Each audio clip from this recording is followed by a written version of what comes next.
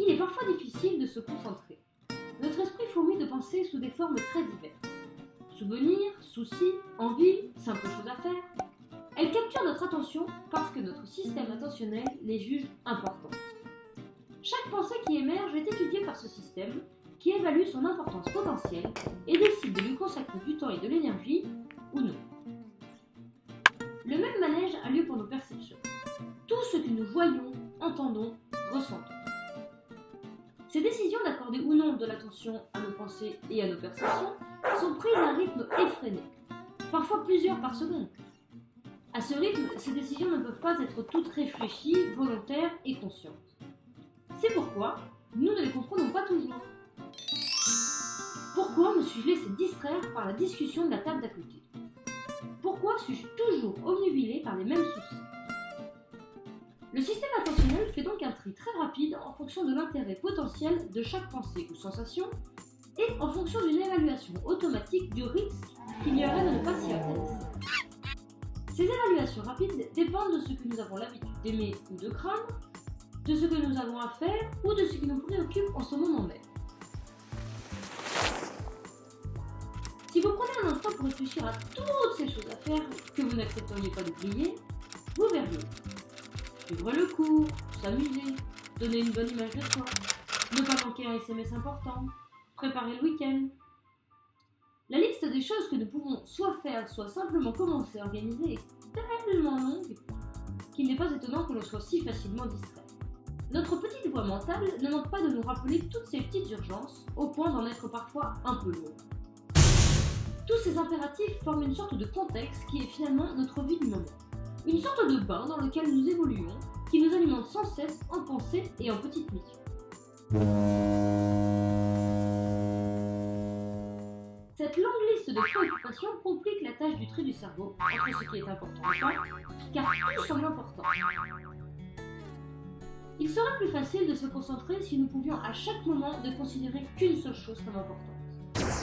Quand tant de choses paraissent importantes, le système attentionnel s'interdit de consacrer trop de temps à une seule d'entre elles, alors il zappe.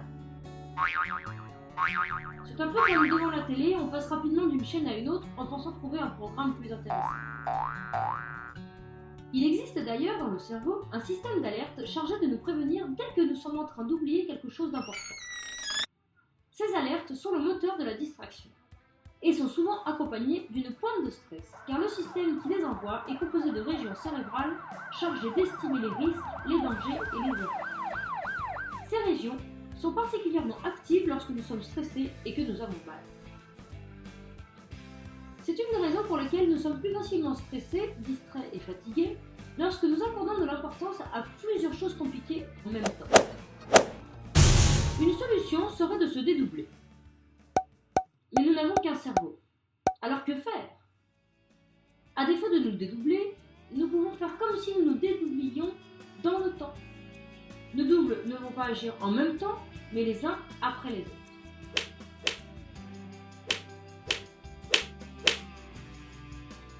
Dans les mers du Sud, des hommes plongent en apnée pour pêcher des perles enfouies au fond de l'eau. Une fois remontés à la surface, ils décident du prochain endroit où plonger, puis descendent à nouveau au fond de la mer pour inspecter le sol.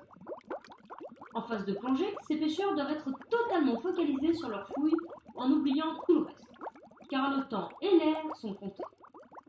L'état d'esprit du pêcheur sous l'eau est celui qu'il nous faut rechercher, celui favorable à une bonne concentration. Pendant un court moment, une seule chose leur importe.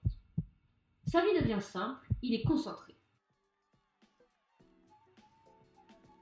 En y regardant de plus près, le pêcheur alterne entre une phase de planification, hors de l'eau, où il décide de ce qu'il va faire, et une phase d'action, sous l'eau, où il exécute chaque partie de son plan. Tout se passe comme s'il y avait plusieurs pêcheurs, un chef donnant ses ordres et d'autres les exécutant. Donc le pêcheur se dédouble, même si ses doubles agissent les uns après les autres, et pas tous en même temps. Nous pouvons nous en inspirer en utilisant, nous aussi, des doubles. En alternant comme le pêcheur des phases de réflexion où nous évaluons ce que nous avons besoin de faire en priorité et des phases d'action pendant lesquelles nous agissons. Chaque action est confiée à un double, une sorte de mini-moi qui accomplit sa mission. Ces mini-moi travaillent en équipe solidaire, l'un après l'autre pour réaliser tout ce que nous souhaitons faire petit à petit. Comme le pêcheur sous l'eau, chaque mini-mois n'est concerné que par sa mission du moment en oubliant tout le reste. Pendant ce temps, notre cerveau fonctionne dans un monde simplifié où peu de choses ont vraiment de l'importance, à l'exception de cette petite mission. Le tri est facile, l'attention est meilleure, le stress moins. C'est un peu ce qu'il se passe quand nous allons au cinéma ou que nous jouons aux jeux vidéo. Une seule chose compte, la vie est simple. Une partie de ce monde cesse d'exister sans que cela ne nous gêne plus que ça. Comment éviter que notre système d'alerte nous bombarde de rappels concernant toutes ces autres choses que nous avons à faire? Notre cerveau ne peut pas accepter longtemps d'oublier la longue liste de ce que nous devons faire, car il y a effectivement réel danger à oublier cette liste. Le pêcheur résout ce problème à chaque fois qu'il remonte à la surface en réfléchissant à tout ce qu'il doit faire. Il prend du recul et décide ainsi de la suite des opérations. Cela suffit à rassurer le système d'alerte. De même, entre deux missions, entre deux mini-mois, nous devons tenir le rôle d'un maxi-mois évaluant les priorités.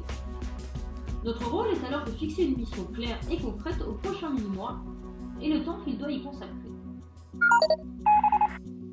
On peut multiplier les comparaisons. Le chef des services secrets fixant une mission à James Bond, un metteur en scène expliquant à l'acteur la scène à jouer, un entraîneur donnant un exercice à ses joueurs, un général donnant des ordres à ses soldats, etc. Cette approche facilite beaucoup la concentration, car chaque mini-mois évolue dans une sorte de bulle, protégée de tous les tracas de la vie quotidienne, sauf un, bien sûr, le problème du moment, mais qui bénéficie ponctuellement de toute notre attention. Une fois la mission réussie, le mini-mois laisse la place à un autre mini-mois focalisé sur une autre mission simple également. Comme chaque mission est simple, les mini-mois accumulent les succès. Entre deux missions, c'est au maximum de relever la tête pour vérifier que l'on n'oublie rien d'urgent et pour décider de la prochaine priorité, qui peut aussi être de se reposer. Il est des souhaits qui sont rapidement réalisés par des mini-mois semblables au bon génie d'Aladin. Les choses compliquées à faire sont découpées, comme dans une recette de cuisine. Mélangez le sucre, la farine, les œufs, 30 minutes plus un mini-mois. Fondre le chocolat et l'incorporer, 2 minutes plus un mini-mois. Cela fonctionne aussi pour les missions plus abstraites. Trouvez dans Wikipédia qui a découvert les îles Kerguelen. Un mini-mois plus 5 minutes. Dans le cerveau, les neurones s'activent pour garder l'objectif de la mission en mémoire jusqu'à ce qu'il soit atteint. D'autant plus facilement que la mission est courte, concrète et bien définie. Ces neurones participent au tri attentionnel. Ils évaluent la pertinence de chaque pensée ou perception par rapport à la mini-mission à accomplir. Le maxi-mois programme les mini-mois en utilisant des images. Images de ce qu'il y a à faire, qu'il s'agisse d'actions du corps ou d'actions plus intellectuelles. Notre cerveau acceptera plus facilement de mettre en veille toutes ces autres préoccupations s'il sait que votre maxi-mois s'en occupera à nouveau dès la mission terminée. Il est donc important de bien fixer la durée d'existence de chaque mini-mois. C'est la condition nécessaire pour rassurer le système exécutif qui n'accepte pas d'oublier indéfiniment ses autres objectifs. Si le tri attentionnel ne se fait pas totalement bien, vous pouvez aussi rassurer votre petite voix. Finalement, chaque rôle est confortable. Le maxi-mois n'a pas à agir et il se contente de planifier et de donner les consignes. La sensation d'avoir tout fait en même temps disparaît. Cette sensation est remplacée par celle d'une multitude de petites actions simples confiées à des mini-mois différents. Vous pouvez ainsi cultiver l'art de faire des choses une par une totalement, l'esprit tranquille et sans arrière-pensée. Travailler vraiment en oubliant totalement les distractions et se distraire vraiment en oubliant le travail. Le zapping incessant et désordonné, générateur de stress et de fatigue, doit laisser la place à un mode multitâche, séquentiel, maîtrisé et tranquille.